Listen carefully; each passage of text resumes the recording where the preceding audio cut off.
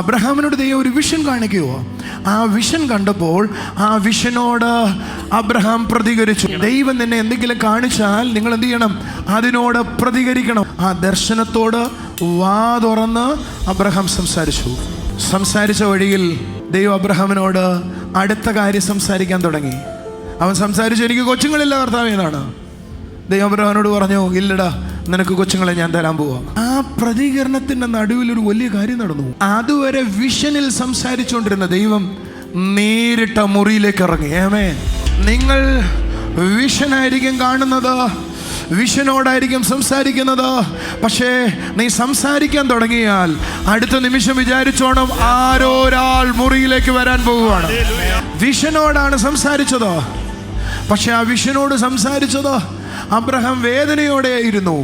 ആ തിരിച്ചു പ്രതികരിച്ചപ്പോഴും അബ്രഹാമിന് വിശ്വസിക്കാൻ വയ്യെന്ന് ദൈവത്തിന് മനസ്സിലായപ്പോ നേരെ മുറിയിലോട്ട് ഇറങ്ങി അവന്റെ കൈ പിടിച്ചു നേരെ വന്നിട്ട് എന്നിട്ട് പറഞ്ഞു, ആകാശത്തിലേക്ക് നോക്ക്, നക്ഷത്രങ്ങളെ എണ്ണാവോ?